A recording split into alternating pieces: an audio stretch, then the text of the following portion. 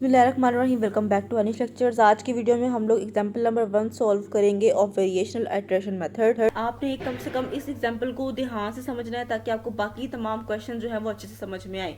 अब यहाँ पे क्या करना है, हमने सबसे पहले ये हमें इक्वेशन दी हुई है, इसको हमने सॉल्व करना है। ठीक है, अब आपने क्या करना है, इसको सॉल्व करना है with the help of variational iteration method. तो आपका पूरा प्रोसीजर जो है वो चेंज हो जाएगा। सबसे पहली बात कि आपने इसको पहले क्या करना है जी, डायरेक्टली इसको आप सॉल्व नहीं कर सकते। इंटीग्रल इक्वेशन को आप इस पे जो है वेरिएशनल अप्लाई नहीं कर सकते। पहले आप इसको किस में कन्वर्ट करेंगे, डिफरेंशियल में कन्वर्ट करेंगे। ठीक है, इसका डेरिवेटिव लेंगे। तो अब इसका डेरिवेटिव लेंगे विद रिस्पेक्ट टू एक्स। तो यहाँ पे क्या होगा, यू डैश ऑफ एक्स आ जाएगा। यहाँ पे आपके पास एक्स ई एक्स है। तो देखिए दो फंक्शन आपस में मल्टीप्लाई हो रहे हैं। हमें पता है जब दो फंक्शन मल्टीप्लाई होते हैं तो उसका जो डेरिवेटिव है वो हम लोग किससे फाइंड करते हैं, प्रोडक्ट रूल से। First function as it is, second का derivative plus second as it is और फर्स्ट का डेरिवेटिव जो कि 1 होगा। उसके बाद यहाँ पे माइनस एक्स का जो derivative with respect to x है वो -1 होगा। अगेन वही बात कि एक्स का डेरिवेटिव आपके पास 1 होगा क्योंकि आप विद रिस्पेक्ट टू एक्स कर रहे हैं, लेकिन ये पूरी चीज कांस्टेंट बिहेव करेगी तो ये से मल्टीप्लाई होकर यहाँ पे एज इट इज पड़ी रहेगी। ठीक हो गया, यहाँ पे आपने इसका डेरिवेटिव ले लिया है। फाइंड करेंगे करेक्शन फंक्शनल, तो वो किस तरह फाइंड करते हैं। सबसे पहली बात ये कि यहाँ पे आपने n+1 करना है कि जो आप n पुट करेंगे उसमें आपने 1 प्लस करना है। n कौन सा होगा, जो आप पहले यहाँ पे फाइंड कर चुके होंगे। ठीक है, वो n मोस्टली पहले स्टेप के अंदर आपके पास 0 ही होता है क्योंकि वो आपकी उसकी वैल्यू आपको पता होती है। उसके बाद आपने 1 फाइंड करना होता है। तो यहाँ पे 0 पुट करेंगे तो ये u1 ऑफ x बन जाएगा। ये 0 पुट करेंगे तो u0 ऑफ x की वैल्यू आएगी, प्लस यहाँ पे लैग्रांज मल्टीप्लायर आ गया। अब यहाँ पे हमारे पास जो हमारी इक्वेशन बनी है उसका ऑर्डर आप देखें तो ये 1 है। इसका मतलब यहाँ पे इसकी जो वैल्यू होगी वो क्या होगी जी, -1।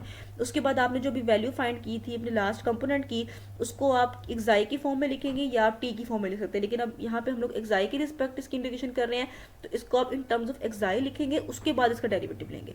ठीक हो गया। उसके बाद एफ डैश ऑफ एक्साई यानी कि फंक्शन ऑफ एक्स, ये आपका फंक्शन ऑफ एक्स है। ठीक है, अब आपने इसको नहीं देखना क्योंकि इसको हम सोल्व नहीं कर रहे, इस इक्वेशन को सोल्व नहीं कर रहे।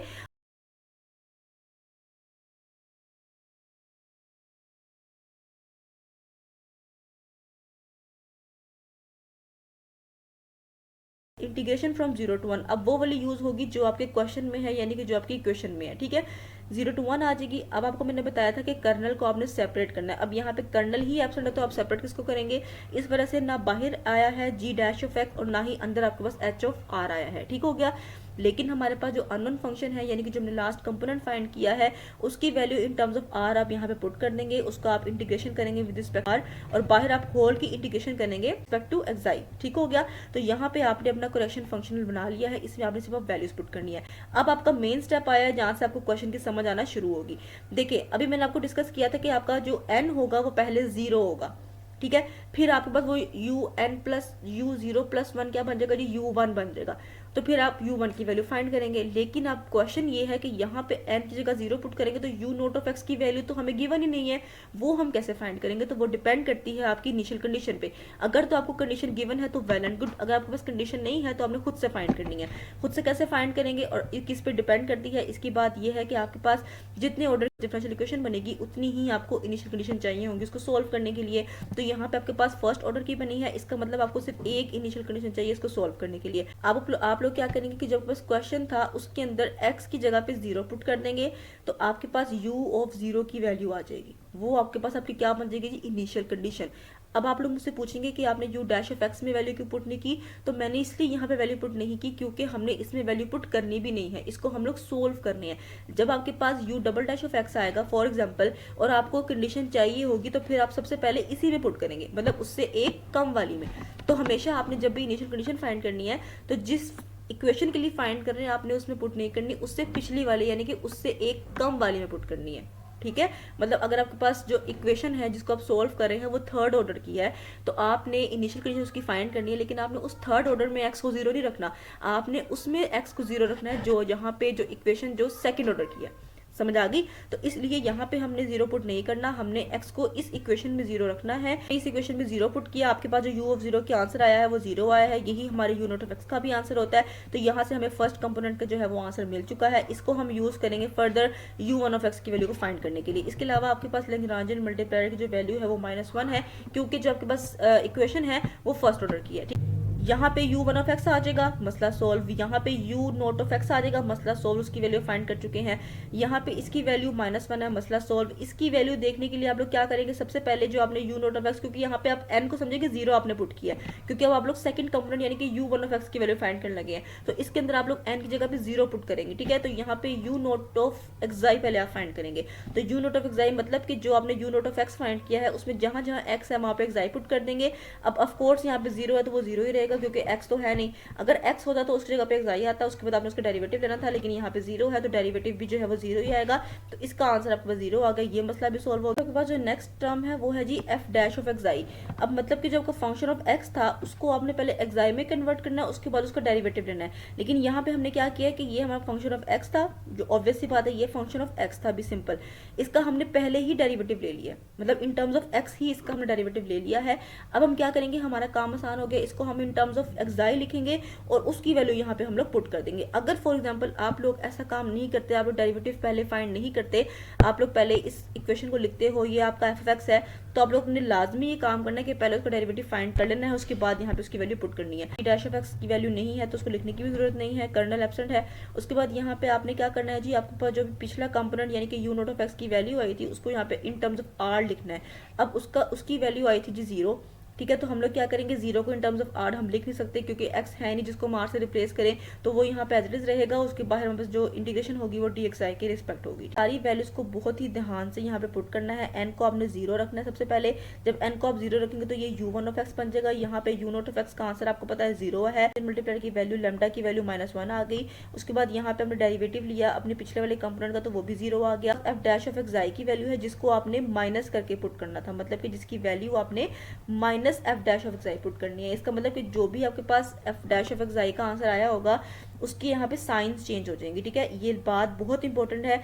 क्या करते हैं बच्चे ऐसे ही पुट कर देते, जैसे यहाँ पे आपके पास प्लस एक्स ई एक्स है, तो जब आप इसको एक्साई में कन्वर्ट करेंगे तो ये एक्साई ई एक्साई बन जाएगा, लेकिन आप जब इसको यहाँ पे पुट करना है तो ये माइनस एक्साई ई एक्साई बन जाएगा। इसी तरह यहाँ एक्सपोनेंशियल था तो यहाँ पे माइनस एक्सपोनेंशियल आ जाएगा, यहाँ पे -1 था तो यहाँ पे +1 आ जाएगा, क्योंकि आपके पास जब आपने वैल्यू पुट करनी है तो वो माइनस के साथ आ रही है, तो उसके साइन चेंज हो जाएंगे, ठीक है।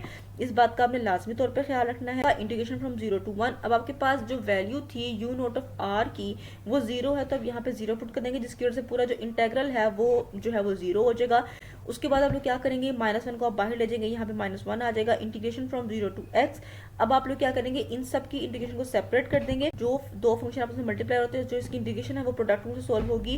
First function as it is, second की integration minus whole integration, first का डेरिवेटिव और सेकंड की इंटीग्रेशन माइनस इसकी इंटीग्रेशन वापस यही होती है, वो बाहर चला जाएगा। तो डी एक्साई की जो इंटीग्रेशन है वो एक्साई होती है, यहाँ पे वो लिख देंगे। उसके बाद हम लिमिट्स पुट करेंगे, एक्स ई एक्स आ जाएगा माइनस यहाँ पे हम लोग लिमिट पुट करेंगे ई की पावर एक्स माइनस ई की power 0, upper limit minus lower limit, plus यहाँ पे ई एक्साई के अंदर भी हम लोग अपनी लिमिट्स पुट करेंगे अपर और लोअर, और माइनस यहाँ पे एक्साई में पुट करेंगे जी अपर, क्योंकि लोअर पुट करने की जरूरत नहीं है। उसके बाद आप लोग इसको ओपन अप करेंगे, कैंसिलेशन करेंगे, आपके पास जो u1 ऑफ x का आंसर आएगा वो x e x minus x आ जाएगा। इधर goes for u2 of x, आप कोरेक्शन फंक्शन वही वाला लिखेंगे, बस यहाँ फर्क ये आएगा कि n की वैल्यू अब यहाँ पे 1 हो जाएगी, क्योंकि आपका जो लास्ट कंपोनेंट है वो u1 ऑफ x है, ठीक है। तो यहाँ पे वैल्यू आपके पास 1 हो जाएगी। u1 ऑफ x यानी कि पिछले कंपोनेंट की value in terms of x आएगी, यहाँ पे लैम्डा की वैल्यू आएगी। यहाँ पे उसी कंपोनेंट को आपने क्या करना है जी, एक्साई में कन्वर्ट करना है। उसके बाद आपने उसका जो है वो डेरिवेटिव लेना है, माइनस जो आपका फंक्शन ऑफ x है उसको आप यहाँ पे लिख देंगे इन टर्म्स ऑफ एक्साई। उसके बाद आप लोग माइनस करके, अगर कर्नल है तो उसको सेपरेट करके लिखेंगे, कर्नल नहीं है तो अपने कंपोनेंट की वैल्यू को जो लास्ट आपने फाइंड किया उसको इन टर्म्स ऑफ r लिख देंगे, उसकी इंटीग्रेशन करेंगे, होल इंटीग्रेशन dxi। अब आपने दोबारा से अपनी जो है वैल्यूज फाइंड करनी है। आपको पता है कि लैम्डा की वैल्यू -1 होगी क्योंकि फर्स्ट ऑर्डर डेरिवेटिव है। उसके बाद आपके पास u1 ऑफ x जो है उसका आंसर अभी हमने फाइंड किया है, ये आया है। इसको आप लोग क्या करेंगे, एक्साई में कन्वर्ट कर देंगे, तो जहाँ जहाँ x है वहाँ एक्साई आ जाएगा। उसके बाद इसका डेरिवेटिव लेंगे, यहाँ पे प्रोडक्ट रूल लगेगा, माइनस एक्साई का जो डेरिवेटिव है विद रिस्पेक्ट टू एक्साई वो -1 हो जाएगा।